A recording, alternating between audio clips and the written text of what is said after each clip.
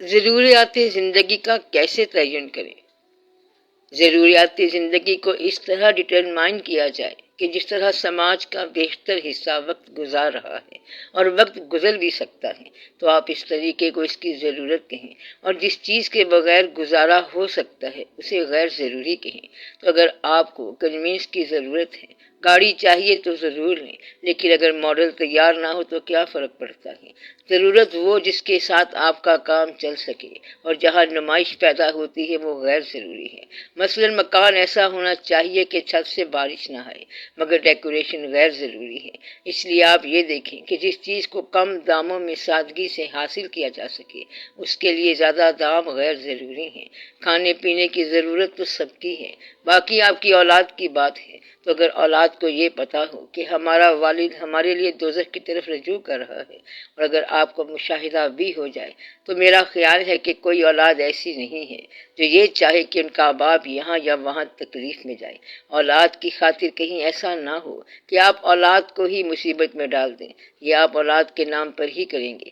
مثلاً ایک آدمی ناجائز پیسہ لے آیا اور اولاد کو میز پر بٹھا کر کہا کہ بچوں اب بسم اللہ کرو۔ اب وہ بسم اللہ کے نام پر زہر کھا رہے ہیں۔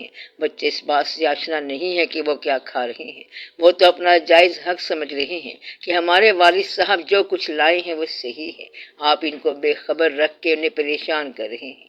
اس طرح والدین ہی اولاد کو نقصان پہنچاتے ہیں۔ میں آپ کو بتاتا رہا ہوں کہ غریب لوگوں میں بھی لائق اولاد پیدا ہوئی ہے۔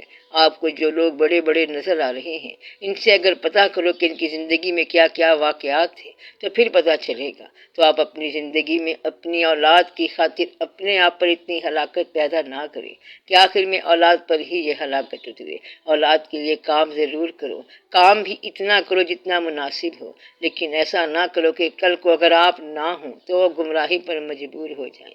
کام کرنا تو ضروری ہے اولاد کے لیے۔ ایک آدمی ڈاکہ ڈالا کرتا تھا، جنگل سے جو کوئی گزرتا وہ پکڑ لیتا اور کہتا کہ سینڈ اینڈ ڈلیور، جو کچھ ہے رکھ دو۔ اس طرح سب کچھ لے لیا کرتا تھا۔ ان پیسوں سے وہ غریبوں کی مدد بھی کرتا تھا۔ ایک دن وہاں سے ایک بزرگ گٹھری لے کر گزرے۔ ڈاکو نے کہا یہ رکھ۔ بابا نے کہا بات یہ ہے کہ میں یہ رکھ تو دیتا ہوں، لیکن تم اسے کیا کرو گے؟ کیا تمہارے کوئی لواحقین ہیں جن میں یہ تقسیم کرو گے؟ اگر لواحقین ہے تو ان سے جا کے پوچھو کہ اگر اس کے بدلے تمہیں جہنم میں جانا پڑا تو کیا وہ تمہارا ساتھ دیں گے؟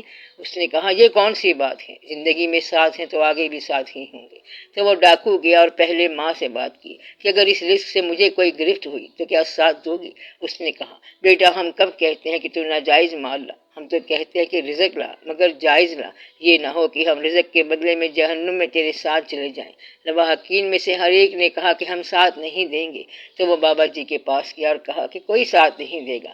بابا جی نے کہا کہ جنہوں نے تیرا ساتھ نہیں دینا ان کا تو ساتھ کیوں دے رہا ہے؟ پھر اسے ساری بات سمجھا دی۔ اس طرح وہ درویش اسے درویش بنا کے چلا گیا۔ تو بڑی آسان سی بات ہے کہ آپ جس کی خدمت کر رہے ہیں اسے گمراہ نہ رکھو، اندھیرے میں نہ رکھو۔ خدمت اگر کر رہے ہو تو اسے غلط شے نہ کھلاؤ، تم اس کے خادم ہو۔ اگر آپ کا باورچی یا بیوی کھانے میں کوئی غلط شے پکا دے تو پھر یہ ناانصافی ہے۔ اگر آپ کمائی میں کوئی غلط چیز لا کر کھلا دیں تو یہ ناانصافی ہے۔ تو اپنے لواحقین کو صحیح شعور کے ساتھ سرو کرو۔ آپ سمجھتے ہیں کہ زندگی صرف پیسہ ہی ہے، زندگی شعور بھی ہے، زندگی ڈیولپمنٹ بھی ہے، تو آپ ان کو خیال دیں، ان سے دوستی کریں، اولاد کو زندگی سے آگاہ کریں، موت سے آگاہ کریں اور دوسرے واقعات سے بھی۔ اولاد کو صرف پیسہ دے کے آپ سمجھتے ہیں کہ فرض پورا ہو گیا، تو ایسا نہیں ہے۔ اس لیے اولاد کی خاطر کہیں خدا کو نہ چھوڑ دینا۔ اگر خدا کو آپ نے مانا ہوا ہے تو اسے اولاد کی خاطر چھوڑ نہ دینا۔ اگر خدا کو مانا ہوا ہے تو، اور اگر نہیں مانا ہوا تو پھر مان لو۔ لواحقین کی اتنی سی کہانی ہے۔ اگر زندگی میں ایسی کوئی غلطی ہو چکی ہے تو اس کا طریقہ ہے توبہ، بجائے اس کے کہ آپ اس سوچ میں پڑ جائیں کہ کیا ہوا اور کیا نہ ہوا۔ توبہ کر لیں، آئندہ سے اپنی اصلاح کریں اور اپنے آپ کو درست رکھیں، اولاد کی خدمت کریں تو آپ اولاد کے یہاں بھی ساتھی بن جائیں گے اور آئندہ کے لیے بھی ساتھی بن جائیں۔ اللہ تعالیٰ کی عبادت کا اگر موقع ملا ہے تو شکر کرو۔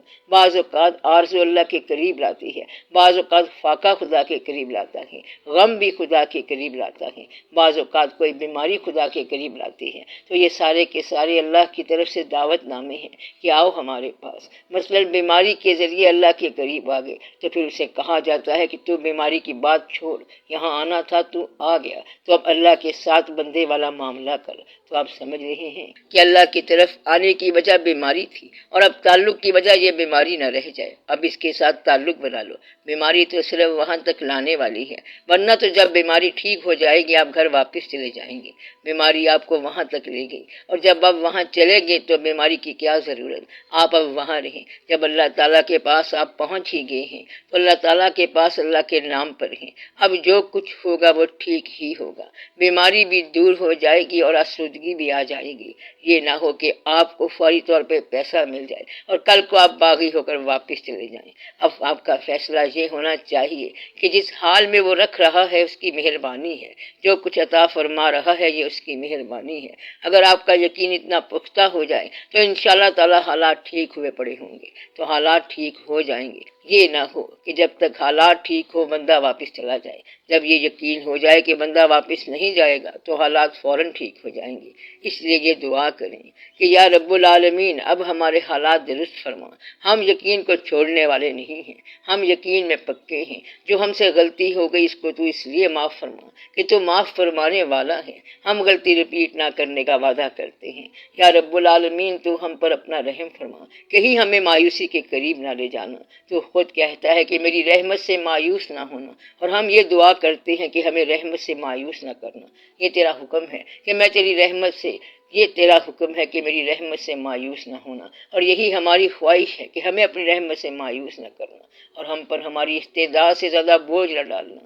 یا رب العالمین ہم زندگی کو آرام سے گزارنا چاہتے ہیں، اس آرام کا تو انتظام فرما دے، باقی ہم تیرے ساتھ ہی رہیں گے۔ یا اللہ ہمارے لواحقین کا تو انتظام فرما دے، ان کو آسانی سے زندگی گزارنے دے۔ ہم آج بھی تیرے تابع دار ہیں اور ہمیشہ کے لیے رہیں گے، یہاں بھی ہم تیرے ہیں اور آئندہ بھی۔ اس لیے یہ دعا ہونی چاہیے کہ یا رب العالمین ہمارے ایمان میں پختگی عطا فرما، ہمارے یقین کو مستحکم بنا، ہمیں کسی چیز سے مایوس نہ کرنا، اپنی رحمت سے مایوس نہ کرنا۔ ہماری کوئی آرزو ایسی نہ ہو جو تیرے علاوہ ہو، ہماری کوئی خواہش ماں سوائے خدا نہ ہو۔ یا اللہ ہماری آرزو آپ ہیں، اور ہم چاہتے ہیں کہ آپ ہمارے کاموں کی نگرانی فرماتے رہیں، آسانیاں فرماتے رہیں، تاکہ کہیں ہم پیسے کے خیال میں ہی نہ لگے رہیں۔ ہمیں آسانیاں عطا فرما دیں تاکہ ہم آپ کے ساتھ محبت کا اظہار کر سکیں۔ محبت میں ابتلا آ جائے تو انسان پریشان ہو جاتا ہے، پھر وہ کہتا ہے کہ پرانے زمانے میں اور واقعات تھے، آج اور واقعات ہیں۔ زندگی جو ہے وہ بڑی مشکل ہے۔ پرانے زمانے کے محبت کے جتنے واقعات ہیں ان میں کہیں بھی ایسا نہیں ہوا کہ کسی کو کوئی ضرورت ہو۔ محبت کرنے والے رانجھے کو اور ناہیل کو پیسوں کی ضرورت ہے۔ پیسوں کی ضرورت اس زمانے میں نہیں ہوتی تھی، یہ آج کی ضرورت ہے۔